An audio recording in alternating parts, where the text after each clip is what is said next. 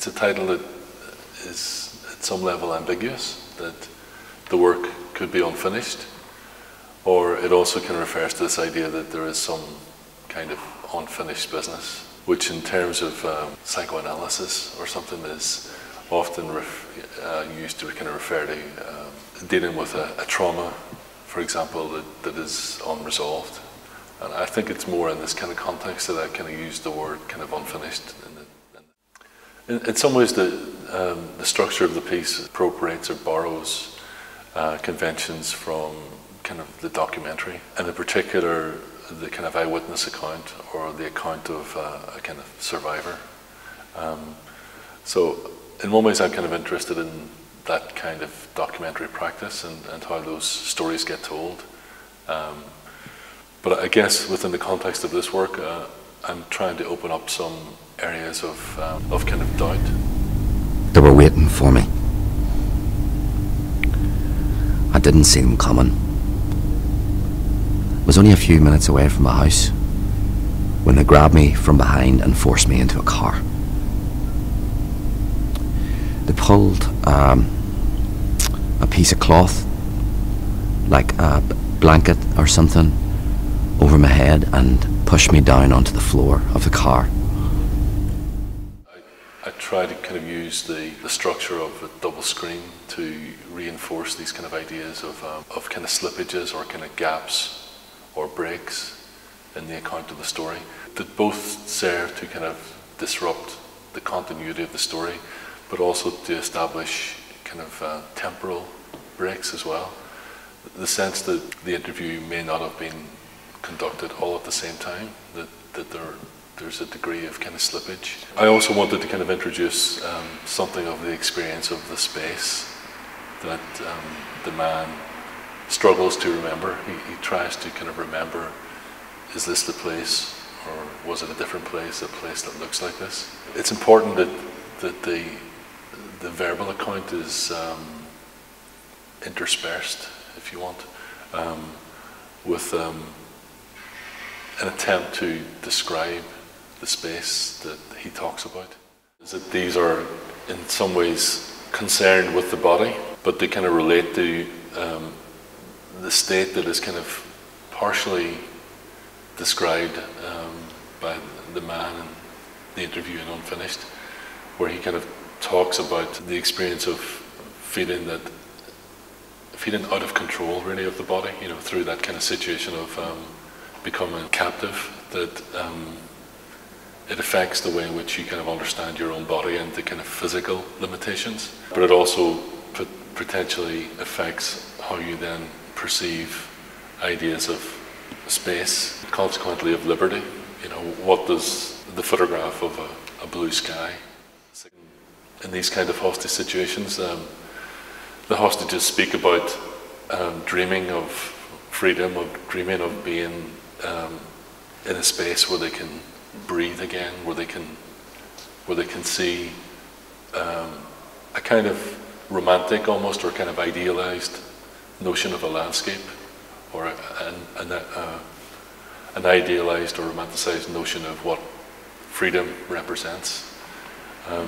So in some ways these photographs, which are both of the sky and of water, so it's kind of the sea, and are kind of related to kind of notions around kind of nationhood and liberty, but they're kind of contaminated by the text, which kind of pulls them back to this kind of experience of the body as a site of violence. And actually this is the first work that I've made that I've had to write a text or a script in advance of filming. Because normally in works that I've previously made, like for example Non-Specific Threat or Ghost Story, for example, the text is usually written after the filming, which is, I guess, the reverse of the normal conventions for filmmaking or for producing something alongside or in response to a script. Because often the work that I make starts with the idea of a place or thinking about a place. And to some extent that is true of this piece, that I started to think about making this piece when I found this empty warehouse. But obviously because in this work, for the first time, I'm using an actor who speaks to camera. I didn't know why I had been taken, but the people who held me insisted that I knew what I had done. I tried to explain to them that I knew nothing, that they got the wrong person. I never talked to anyone. I was never part of it. I knew nothing. I never talked to anyone. But they never believed my story. The work in some ways is about the nature of those kinds of events and how they kind of fit within our perception of global terrorism, and then often how those events become told and become understood, and often to some extent how the hostages themselves are manipulated in the telling of the story. That the stories are often scripted for the hostage, either as a kind of statement or consequently through a kind of debriefing process that the story becomes constructed in some way. This work is part of a group of works that have been kind of concerned with looking at the experience of the north of Ireland as a kind of a model for talking about other emerging similar kinds of contexts.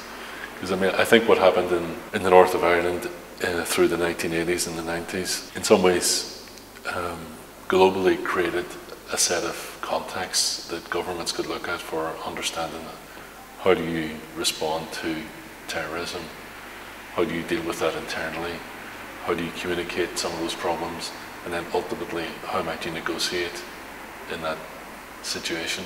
And all of that is extremely complex. Specifically, I'm kind of interested in what happens after such a conflict, you know, for the people who survive. And some commentators have said, in the context of Northern Ireland, everyone who lives there is a survivor. So I'm kind of interested in what the potential is for an artwork to contribute to this kind of debate or this kind of discussion in the absence of any kind of formalized discussion or any formalized process for dealing with the consequences. I think it's difficult to kind of make a work that tries to be kind of universal somehow, because in a way perhaps then you only say things that are kind of banal. So I'm kind of more interested in, for example, the texture of the local, you know, how places look, how they feel, and how through looking at something quite small and kind of local, you can expand that or extrapolate that to achieve the kind of situation where people who maybe come from other similar kinds of experiences can recognize some of the same underlying dynamics. I could hear my own strained voice, pleading, quivering with fear. Again and again, I saw my lifeless body being tossed into a shallow grave, bruised, bloodied, shot, decapitated.